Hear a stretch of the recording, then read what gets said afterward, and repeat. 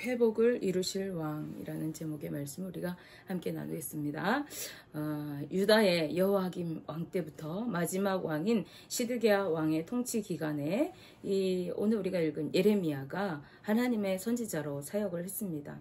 당시 유다 백성들은요, 온갖 죄악으로 가득했어요. 그들은 하나님의 법을 저버리고 산당들을 세워서 우상을 섬기고 완악하고 음란하게 살면서 교만한 마음을 품고 살았습니다.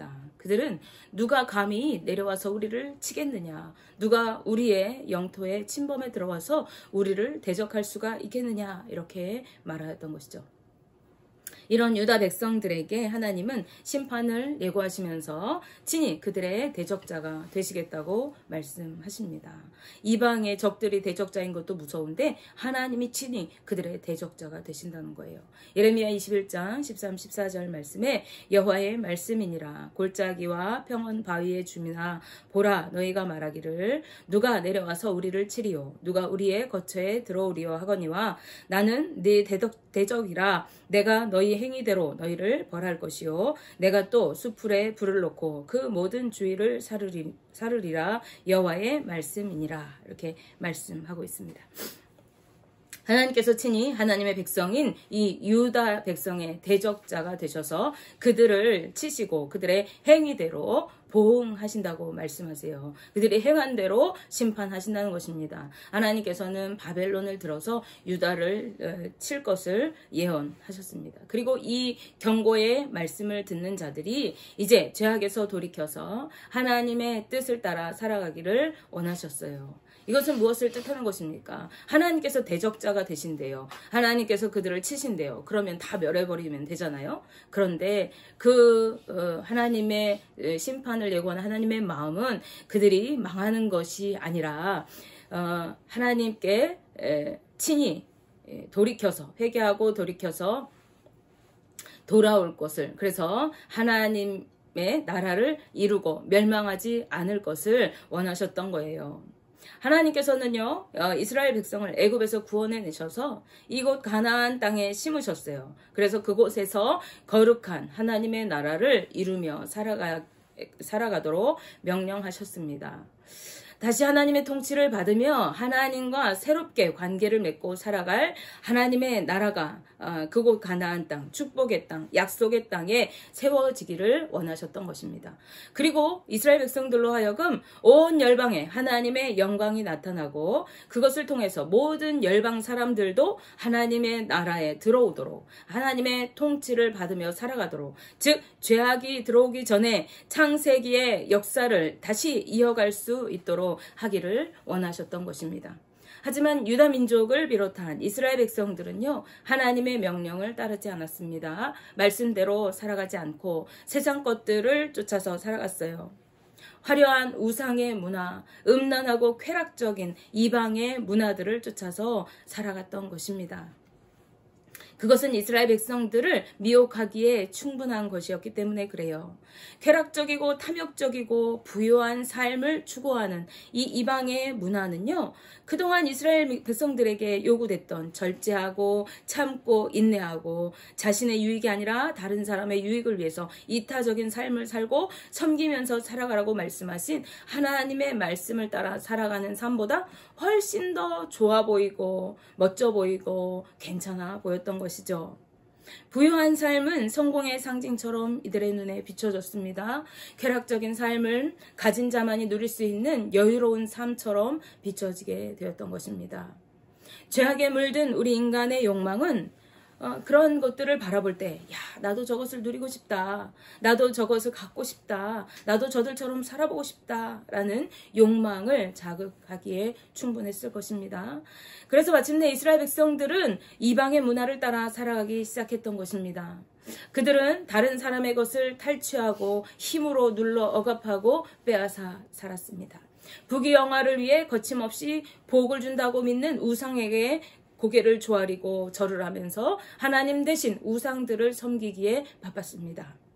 나의 유익을 위해서라면 다른 사람을 이용해 먹는 것은 물론이고 자식까지도 이용하려고 했어요. 그래서 몰렉에게 자신을 불태워 제물로 바치고 이러한 일들을 했던 것이죠. 그렇게 했던 이유가 무엇입니까? 나도 잘 살고 부유하고 저들처럼 화려한 삶을 살고 싶기 때문인 것이죠. 하나님께서는 이들이 가나안 땅에 들어오기 전부터 너희가 눈에 좋아 보이는 것을 쫓아서 살아가지 말라고 엄히 경고하셨습니다. 그렇지만 이들은요, 자신들의 눈앞에 펼쳐져 있는 것들을 하나님의 말씀보다 더 가까이 하며 살아갔습니다. 하나님의 말씀은 순간적으로 다 잊어버렸어요.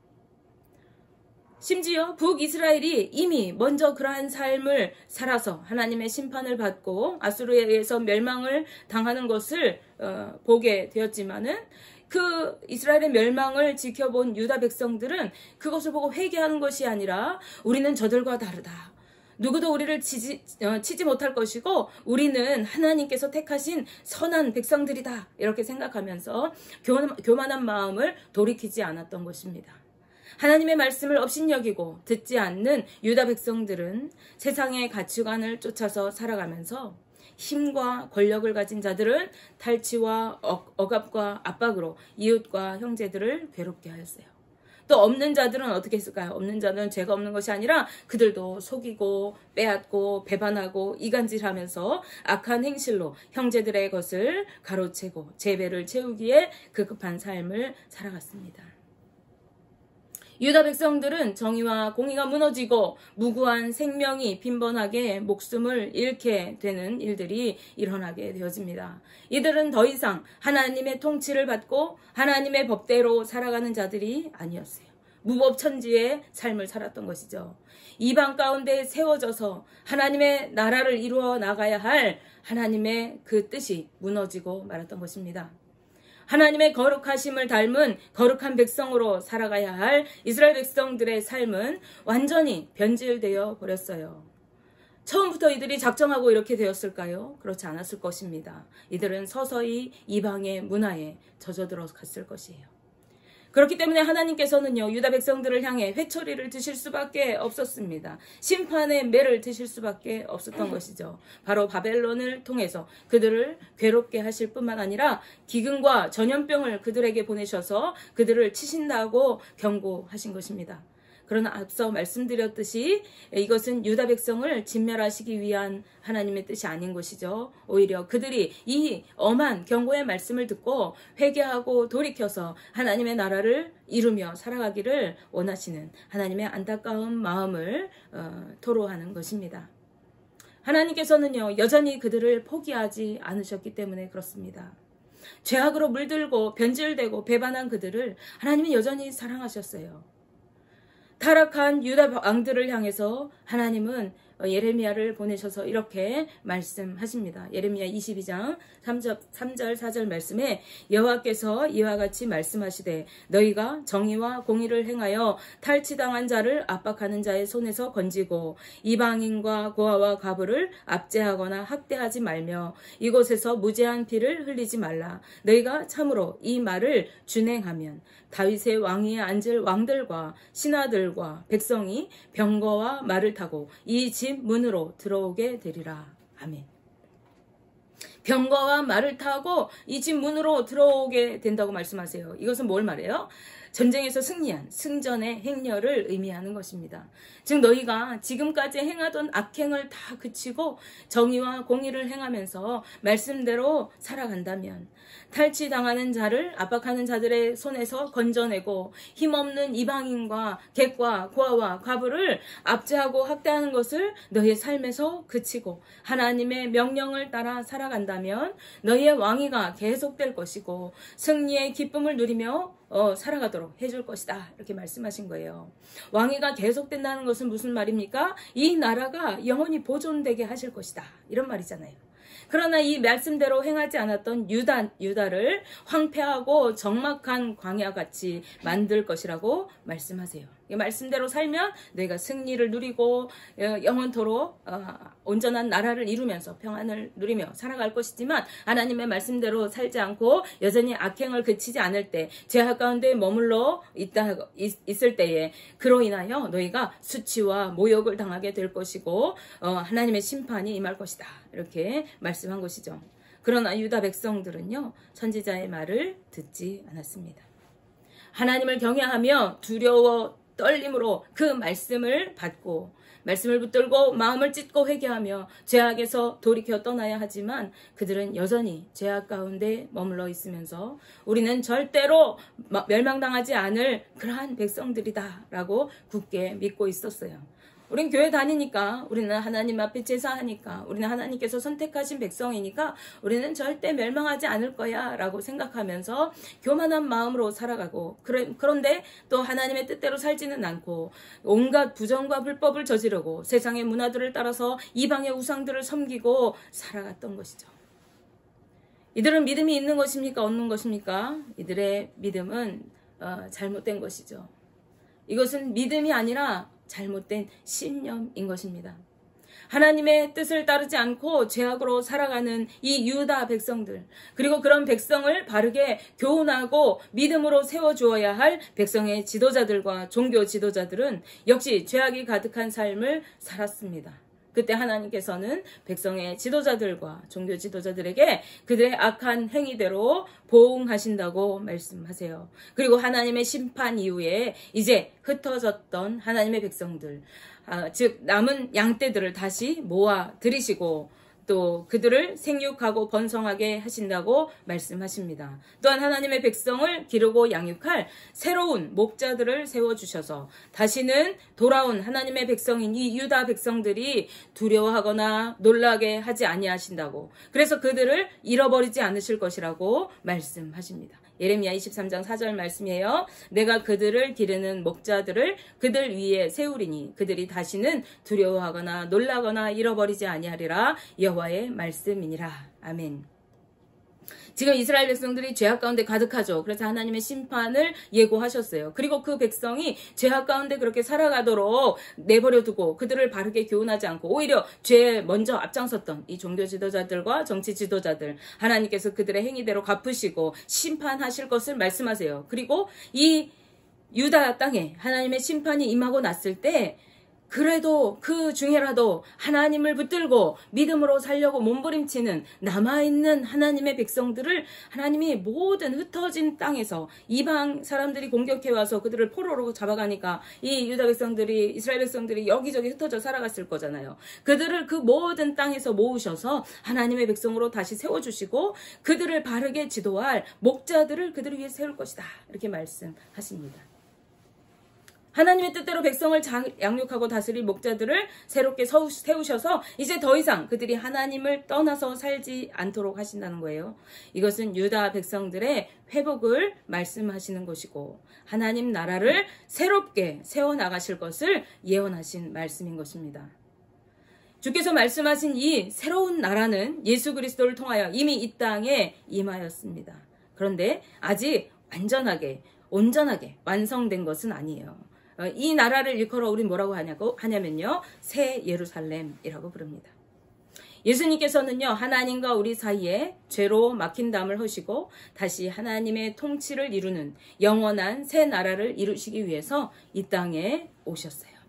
그분은 만왕의 왕이고 만유의 주가 되시기 위해서 이 땅에 오신 분이십니다.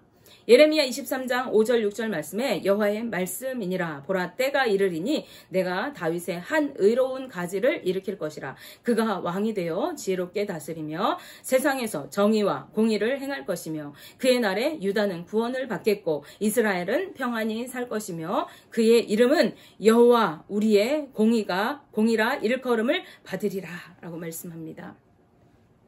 예수님은 다윗의 혈통을 이어받아서 왕으로 이 땅에 나신 분이시죠. 세상을 지혜롭게 다스리실 왕으로 오신 분이라고 오늘 말씀하고 있어요. 그분은 하나님의 뜻을 따라서 정의와 공의를 행하실 것이고 그 이름을 여호와 우리의 공의라 불려지게 될 것이라고 말씀합니다. 하나님은 우리의 공의로우심이다 라는 거예요. 왜냐하면 예수 그리스도를 통해서 하나님이 우리의 모든 삶을 공의롭게 심판하실 것이기 때문이죠. 그 왕이 이 땅을 다스리실 때 유다 백성들, 이스라엘 백성들, 택하신 하나님의 백성들은 구원을 받고 평안히 살게 될 것입니다. 그러나 죄악 가운데 살아가고 하나님의 뜻을 따르지 않는 자들은 어떻게 해요? 심판하여 영원한 지옥불에 던져지게 되는 것이죠. 예수님께서 탄생하시기 599년 전에 예언된 이 말씀은 예수님께서 이 땅에 오심으로 성취되었습니다. 예수님께서는 모든 믿는 자들을 구원하여서 새로운 하나님 나라, 새 예루살렘을 이루시고 영원한 천국을 우리에게 주시기 위해서 이 땅에 오셨어요. 그는 우리의 영원한 대제사장이 되셔서 우리의 모든 죄를 담당하시고 십자가에서 죽으셨습니다. 공의로운 하나님의 심판을 이루신 것이에요. 하나님은 죄에 대하여 그냥 간과하시는 분이 아니십니다. 하나님은 죄에 대하여 반드시 그 대가를 치르게 하시는 분이죠. 그것이 속죄제와 속건제 제도였습니다. 그래서 이스라엘 백성들이 죄를 짓지 않을 수 없으니까 죄 지을 때마다 너희가 양이나 소를 잡아서 속건제와 속죄제를 드려라. 그럼 내가 너희 죄를 사해 줄 것이다. 이렇게 말씀하신 것이죠. 그러나 사람들은요, 이 제도를 자신을 성찰하고 또 거룩하게 만들어갈 그런 기회로 삼은 것이 아니라 악용했어요. 그래서 죄를 짓고 제사를 드리면 된다고 가볍게 여기기 시작했어요. 죄악에서 떠나도록 하시기 위한 제사 제도였지만 그들에게는 이것이 면죄부와 같은 형식적인 것으로 변질되어 갔던 것이죠. 오늘 죄 지으면 내가 하나님 앞에 회개하면 돼. 하나님 앞에 제사하면 돼. 속죄제 드리면 돼. 이렇게 넘어갔던 것이죠. 수많은 짐승의 피가 온 땅을 뒤덮었습니다. 예수님께서는 이제 더 이상 그러한 형식적인 제도에 매이지 않도록 자신의 온 몸을 들여 단번에 속죄 제물로 자신을 드리신 것입니다. 그리고 사흘 만에 사망 권세를 이기시고 부활하셔서 우리에게 그 영원한 승리에 동참할 수 있도록 부활의 첫 열매가 되어 주셨습니다. 바울은 빌립보서 2장 말씀에서 하나님께서는요, 죽기까지 복종하신 예수 그리스도를 지극히 높이셔서 그에게 뛰어난 이름을 주시고 하늘에 있는 자들, 땅에 있는 자들, 땅 아래에 있는 모든 자들의 무릎을 그 예수 그리스도의 이름 앞에 꿇게 하셨다고 말씀하고 있습니다. 그리고 모든 입으로 예수 그리스도를 예수님은 나의 주님이십니다. 이렇게 시인하는 것을 통해서 하나님 아버지께 영광을 돌리게 하셨다. 이렇게 말씀합니다. 이제 예수 그리스도를 주로 믿는 자들은요, 영원한 천국 백성이 되어서 예수 그리스도의 통치를 받게 된 것이죠. 이전의 모든 것들을 폐하시고 영원한 새 나라를 열어주신 거예요. 이전에 하나님께서 주신 나라는 어떤 나라예요? 짐승을 잡아서 제사를 드리고 죄 지을 때마다 가서 피를 흘리고 이러한 제도를 통해서 반복적인 죄를 짓게 하셨잖아요. 그런데 이제는 예수 그리스도를 믿기만 하면 우리는 하나님께서 우리의 지혜를 모두 없는 것으로 인쳐주신다는 거예요. 이제 단번에 예수 그리스도를 믿는 순간 우리는 의로운 하나님의 백성으로 삼아주시는 것입니다. 오늘 본문 말씀에서 이제 회복될 새 나라에 들어간 사람들은 다시 이스라엘을 애굽에서 구원하신 하나님의 이름으로 맹세하지 않는데요. 그리고 이스라엘 자손을 북쪽 땅, 그 모든 쫓겨났던 나라에서 인도하여 내신 하나님의 이름으로 맹세하며 자기 땅에서 살게 될 것이라고 말씀하세요.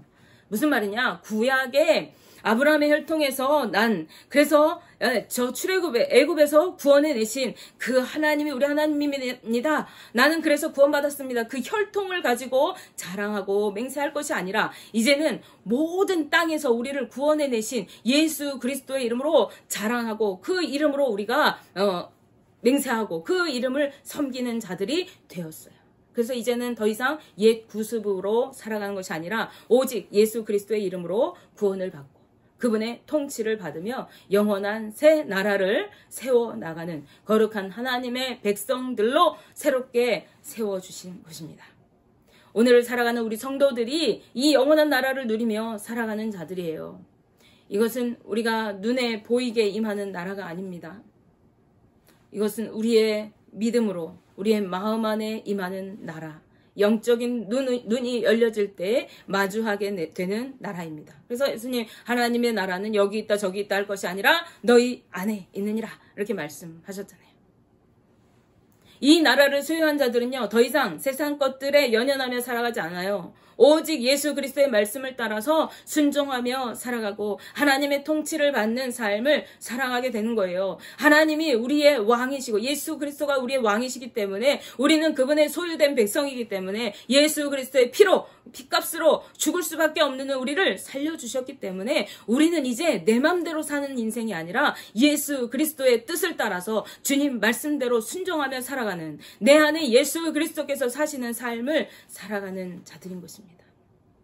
2000년 전 예수님께서 처음으로 외치신 말씀이 무엇입니까? 회개하라, 천국이 가까이 왔느니라 였어요. 당신이 세우고 다스리실 영원한 나라를 이미 선포하신 것입니다. 오늘을 살아가는 우리에게 예수님의 이 말씀이 다시 한번 가슴을 치며 회개할 울림으로 다가올 수 있게 되시기를, 그리고 영원한 하나님의 나라를 소유한 자들답게 말씀대로 순종하면서 주님의 통치를 이루는 삶으로 세상에 하나님의 영광을 드러내며 살게 되시기를 주님의 이름으로 축복하며 기도합니다. 기도하겠습니다.